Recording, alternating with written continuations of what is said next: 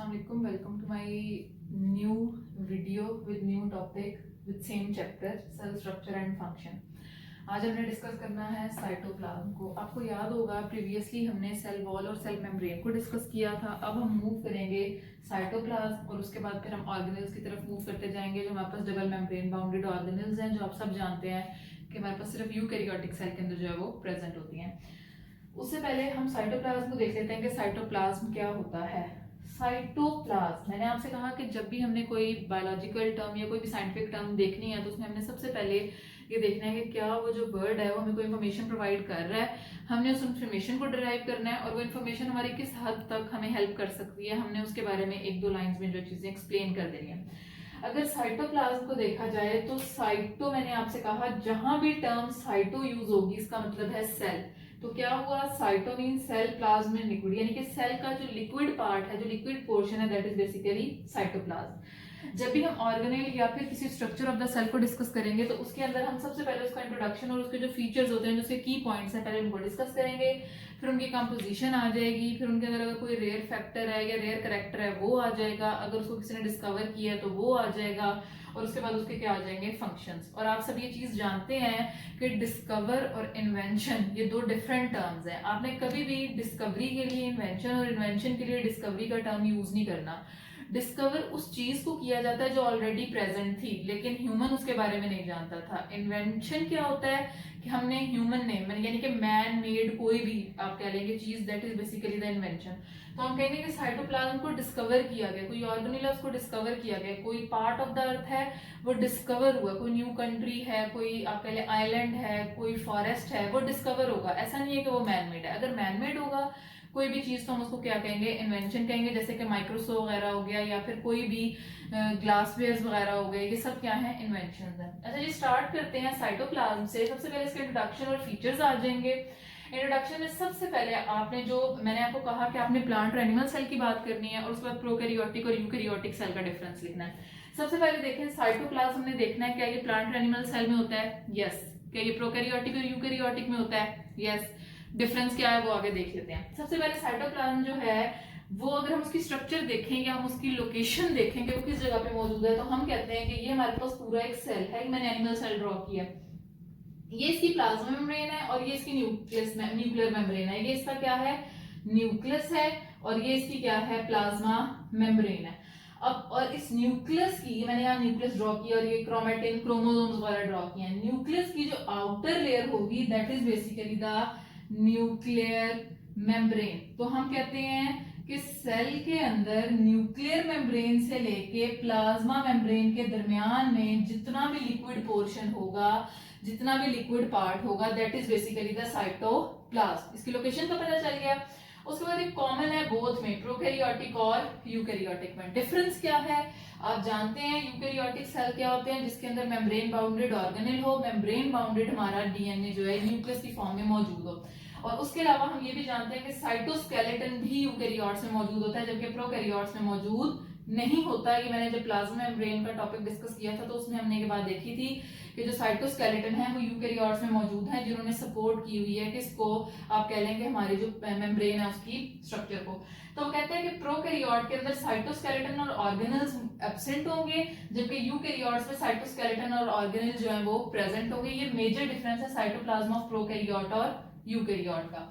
उसके बाद आ जाए फिजियोकेमिकल नेचर ऑफ साइटोप्लाज्म, यानी कि इसके अंदर वो कौन कौन से केमिकल कंपोनेंट है, इसकी फिजिकल अपीयरेंस क्या है और इसकी केमिकल नेचर, यानी कि किन केमिकल से मिलकर ये बना हुआ होता है। क्योंकि मैंने आपसे कहा कि ये सेल का लिक्विड है, तो जब हम लिक्विड की बात करेंगे इसका मतलब है कि इसका जो मेजर कंपोनेंट होगा दैट विल बी वाटर। तो हम कहते हैं कि 90% वाटर है, बाकी जो 10% है वो हमारे पास एसेंशियल बायोकेमिकल्स ऑफ लाइफ है।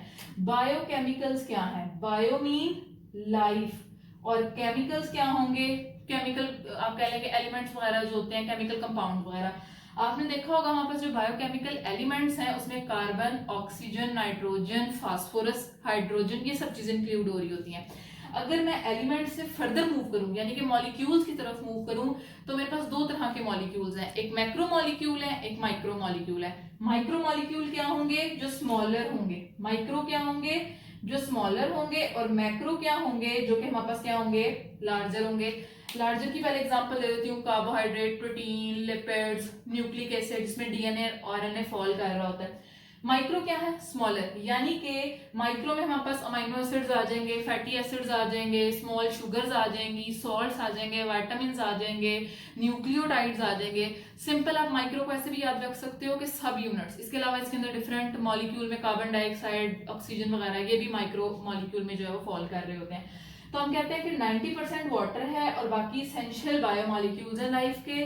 दो तरह के सॉल्यूशंस जो हैं वो हमारे साइटोप्लाज्म में मौजूद होते हैं, ट्रू सॉल्यूशन और एक कोलॉइडल सॉल्यूशन। यानी कि वाटर के अंदर जो इसेंशियल बायोकेमिकल्स हैं ये दो तरह से मौजूद होंगे, दो तरह के सॉल्यूशंस बना रहे होंगे, ट्रू और कोलॉइडल। ट्रू की तो समझ आ गई कि हमारे पास बिल्कुल मिक्स हुए होंगे, हम उनको ये नहीं कह सकते कि ये ग्रेनुलर फॉर्म में है या अलग है या सेपरेट है। और उसमें डेफिनेटली सी बात है स्मॉल मॉलिक्यूल्स आ जाएंगे, आइंस आ जाएंगे, जिसमें salt, sugar, vitamins, fatty acid, amino acids, sugars, nucleotides, ये सब आ जाएंगे। ठीक है, उसके बाद मैंने यहाँ मेंशन भी किया है कि बिल्डिंग ब्लॉक्स ऑफ लार्जर आप कह सकते हो। कोलॉइडल सॉल्यूशन क्या है?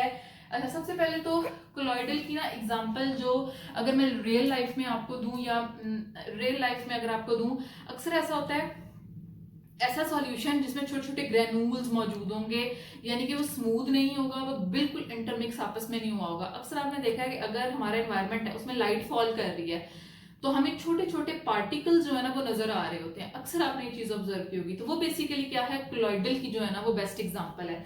तो हम कहते हैं कि कोलॉइडल सॉल्यूशन क्या है, ऐसा सॉल्यूशन जिसमें ग्रेन्यूल्स जो है वो मौजूद होंगे। तो उसमें हमारे पास लार्ज मॉलिक्यूल जैसे कि प्रोटीन्स आ जाएंगे, इस तरह के लार्जर मॉलिक्यूल, कार्ब्स वगैरह लार्जर अमाउंट में, लार्ज ड्रॉप्स की फॉर्म में या लार्जर मॉलिक्यूल की फॉर्म में जो है वो मौजूद होंगे।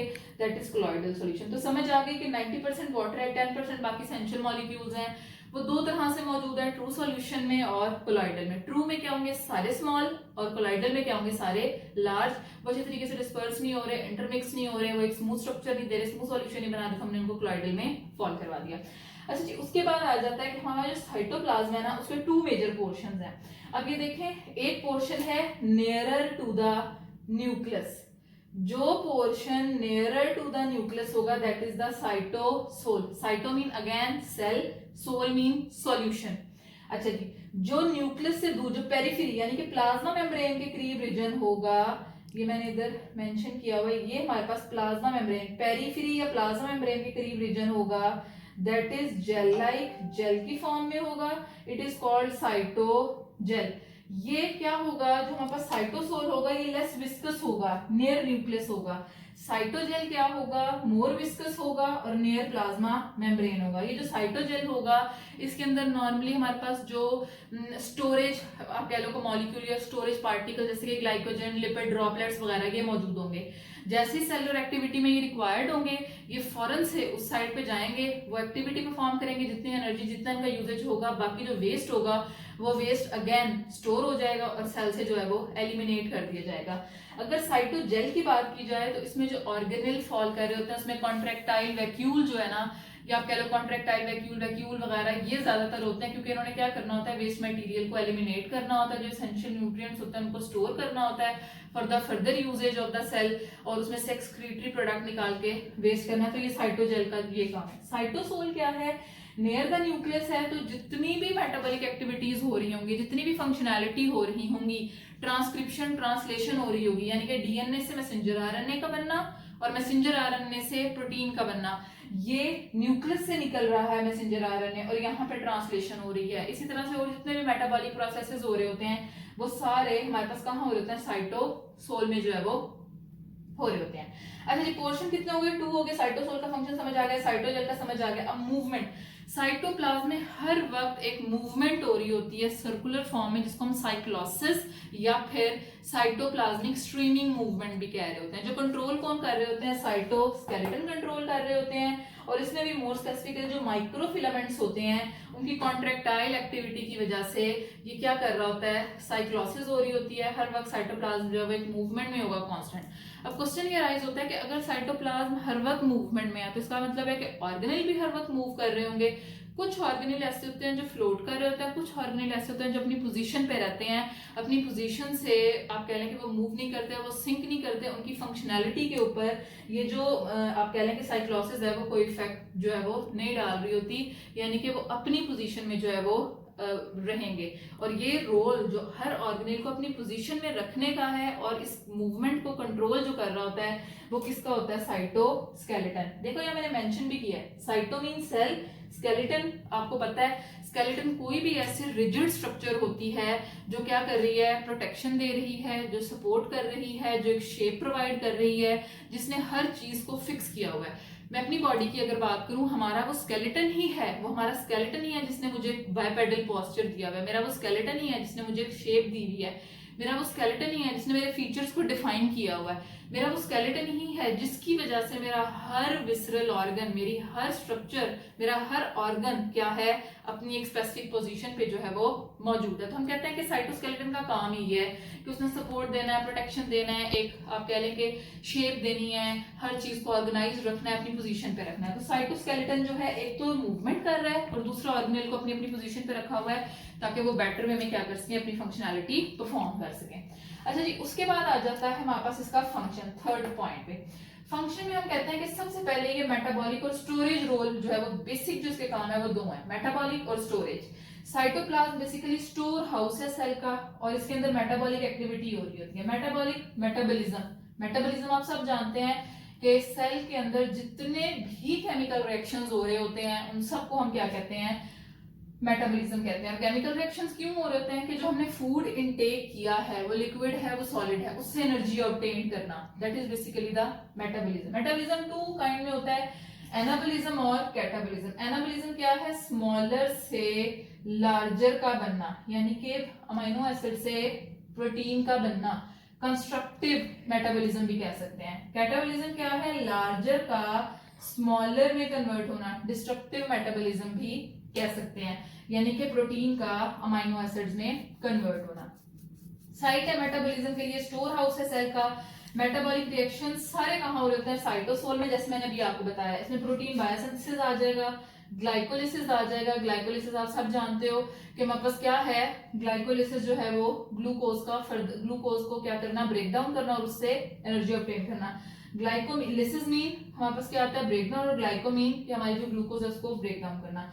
ग्लाइकोजेनोलिसिस, ग्लाइकोजेनोलिसिस और ग्लूकोनियोजेनेसिस। ग्लाइकोजेनोलिसिस क्या है कि हम जब फास्टिंग कर रहे होते हैं तो तब हमारी बॉडी के अंदर जो आप कह लें कि वो होती है ग्लूकोज लेवल है वो फॉल कर जाता है, ड्रॉप कर जाता है। आप ये भी जानते हो कि जो ग्लाइकोजन है वो हमारे लिवर और मसल सेल के अंदर स्टोर होती है। तो जब ये पोजीशन आ जाती है, जब हम एक सर्टेन लिमिट से ज्यादा पे फास्ट कर जाते हैं, नॉर्मली फास्टिंग सिचुएशन में होता है, तो जो स्टोर्ड ग्लाइकोजन होती है वो अपने आप को कन्वर्ट करना शुरू कर देती है ग्लूकोज में और उससे हमें क्या मिल रही होती है, एनर्जी मिल रही होती है। अच्छा, जो ग्लूकोनियोजेनेसिस है ये बेसिकली क्या है कि कार्बोहाइड्रेट के अलावा, यानी कि लैक्टिक एसिड हो गया, प्रोटीन हो गया, फैटी एसिड्स हो गए, इनसे कार्बोहाइड्रेट का बनना, नॉन कार्बोहाइड्रेट से कार्बोहाइड्रेट्स का बनना इज बेसिकली ग्लूकोनियोजेनेसिस। आप लोगों ने परेशान नहीं हो जाना कि एकदम से इतनी न्यू टर्म्स आ गई हैं। ये जो सारी टर्म्स हैं हम चैप्टर नंबर 4 बायोएनर्जेटिक्स में बहुत डिटेल से विद प्रोसेसेस, केमिकल रिएक्शंस, कौन से एंजाइम्स इन्वॉल्व हैं, हम डिस्कस करेंगे। अच्छा जी, लास्ट में साइटोजेल का वही जो मैंने भी आपको काम बताया कि वेस्ट के जो है एलिमिनेट करता है, फॉर्मेशन करता है, यूजफुल प्रोडक्ट्स की स्टोरेज में हेल्प कर रहा होता है। जैसे कि मैंने आपसे कहा कि सीजन में कॉन्ट्रैक्टाइल वैक्यूल्स वगैरह जो है वो फॉल कर रहे होते हैं, फूड वैक्यूल होते हैं जो लिपिड ड्रॉपलेट्स को, ग्लाइकोजन को या कोई भी ऐसे सेलुलर प्रोडक्ट को इन्होंने स्टोर किया हुआ होता है। जब वो वेस्ट हो जाती है, उससे एनर्जी ऑब्टेन हो जाती है, तो उसको क्या कर देते हैं, सेल से एलिमिनेट कर देते हैं। ये था आज का हमारा टॉपिक अबाउट द साइटोप्लाज्म। अगर कोई कंफ्यूजन हो तो आप लोगों ने लाजमी कमेंट सेक्शन में पूछना है, कमेंट लाजमी करना है। वीडियो पसंद आए इसको लाइक करें, शेयर करें, सब्सक्राइब करें, कमेंट करना बिल्कुल मत भूलें। और बार बार मैं वीडियो में ये कहती हूँ कि आप लोगों ने वीडियो पूरी देखनी है, क्योंकि कहीं ना कहीं कोई ना कोई ऐसी बात, ऐसा पॉइंट डिस्कस होता है जो बहुत इंपॉर्टेंट होता है। आप इसको गौर से देखेंगे तो आपके बहुत सारे कॉन्सेप्ट्स जो है ना वो क्लियर हो जाएंगे। Thank you.